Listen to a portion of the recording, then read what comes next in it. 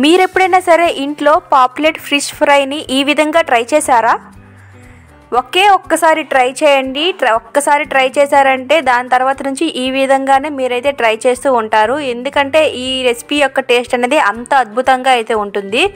ఈ రెసిపీ ఇంట్లోనే ఉండే ఇంగ్రీడియంట్స్తో చాలా సింపుల్గా అయితే తయారు చేసుకోవచ్చు. సో ఆ ప్రాసెస్ ఏంటో చూసేద్దామా? ఇంకా లేట్ చేయకుండా వీడియోలోకి అయితే వెళ్ళిపోదాం. ముందుగా అయితే పాప్లెట్స్ అన్నమాట మంచిగా వాష్ చేసుకొని ఒక బౌల్లో అయితే వేసేసుకోవాలి.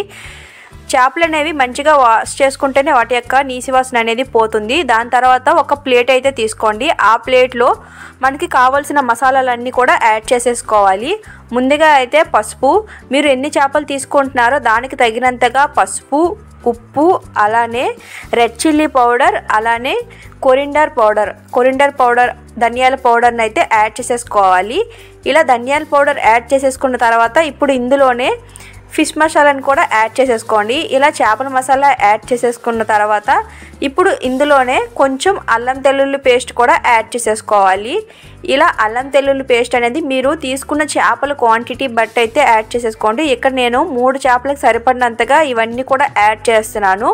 సో ఇలా యాడ్ చేసిన తర్వాత ఇప్పుడు ఇందులోనే మీ దగ్గర అమ్చూర్ పౌడర్ అనేది ఉంటే కనుక అమ్చూర్ పౌడర్ కొంచెం అయితే యాడ్ చేసేసుకోండి. అమ్చూర్ పౌడర్ లేదు అనుకుంటే మాత్రం మీరు ఒక హాఫ్ అన్నమాట లెమన్ అనమాట యాడ్ చేసేసుకోవాలి. ఇలా లెమన్ లేదా అమ్చూర్ పౌడర్ రెండింటిలో ఏదైనా కంపల్సరీగా యాడ్ చేసేసుకున్న తర్వాత ఇప్పుడు ఇందులోనే కొంచెం లైట్గా ఆయిల్ అనేది యాడ్ చేసుకొని ఈ విధంగా అనమాట మిక్స్ చేసుకోవాలి. మొత్తం మిక్స్ అయ్యే విధంగా అయితే మిక్స్ చేసుకోవాలి. ఇలా మీకు కొంచెం మిక్స్ చేసుకున్నప్పుడు గట్టిగా అనిపిస్తే లైట్గా కొంచెం వాటర్ని అయితే యాడ్ చేసేసుకొని మిక్స్ అయితే చేసుకోవాలి.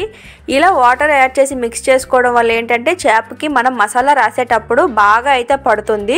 సో ఇలా ఉండే విధంగా అనమాట మీరు వాటర్ వేసి బాగా అయితే మిక్స్ చేసుకొని ఇలా చేపకి అనమాట అప్లై చేసేసుకోవాలి. చేప మొత్తం కూడా మంచిగా అప్లై చేసేసుకోవాలి. మీరు ఎన్ని పీసెస్ తీసుకోవాలనుకుంటున్నారో అన్ని పీసెస్ కూడా అప్లై చేసేసుకోవాలి. మనం ఏంటంటే ఆ చేపలన్నింటిలో కలిపేసి మసాలా వేస్తే కొన్నింటికి బాగా పడుతుంది, కొన్నింటికి మంచిగా పట్టదు కదా. సో ఈ విధంగా అనమాట ముందుగానే మసాలా అనేది ఒక ప్లేట్లో వేసేసుకొని ఇలా కలుపుకొని రాసుకుంటే ఏంటంటే మనకి ప్రతి ఒక్క చేపకి ఒకే విధంగా అనమాట మసాలా అనేది పడుతుంది. సో మీరు ఎప్పుడైనా ఇలా చేస్తారా లేదంటే అన్ని చేపలకి కలిపేసి ఒకే దాంట్లో మసాలా అనేది కలిపేస్తారా? కామెంట్ సెక్షన్లో అయితే కామెంట్ చేసేయండి. చూసారు కదా మనకైతే చేపలు అనేది మసాలా అనేది రాసిన తర్వాత ఒక 5 to 10 minutes పక్కనైతే పెట్టుకోవాలి. ఈలోపు అనమాట మీరు ఒక ప్యాన్ అయితే పెట్టుకొని ఇలా ప్యాన్ అనేది బాగా హీట్ ఎక్కిన తర్వాత అందులో అనమాట కొంచెం ఆయిల్ అనేది వేసేసుకోవాలి. ఇలా ఆయిల్ వేసి ప్యాన్ చుట్టూ ఇలా తిప్పేసాలి ఒకసారి. ఇలా తిప్పిన తర్వాత ఇప్పుడు ఇందులో అనమాట మనం పక్కన పెట్టుకున్నాం కదా చేపలు, ఆ చేపలు అనేవి ఆయిల్ అనేది హీట్ ఎక్కిన తర్వాత మాత్రమే యాడ్ చేయండి. హీట్ ఎక్కకుండా అస్సలు యాడ్ చేయకండి. ఇలా ఆయిల్ అనేది కొంచెం హీట్ ఎక్కిన తర్వాత ఇలా మనం ఎన్ని చేపలు ఫ్రై చేయాలనుకుంటామో మనకి ప్యాన్లో ఎన్ని సరిపోతాయో అన్నీ అయితే యాడ్ చేసేసుకోవాలి. నేనైతే ఇక్కడ 3 అయితే యాడ్ చేశాను.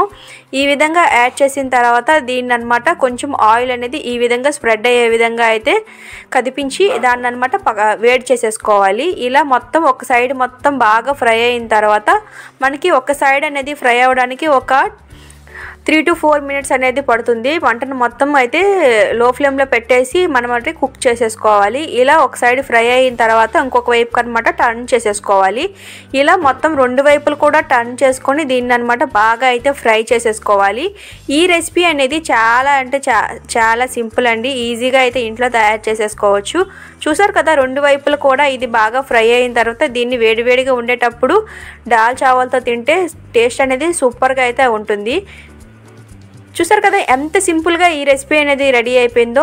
మరి ఇంకెందుకు ఆలస్యం, ఇప్పుడే మీరు కూడా ఇంట్లో ట్రై చేసి ఎలా వచ్చిందో కామెంట్ చేయడం అస్సలు మర్చిపోకండి.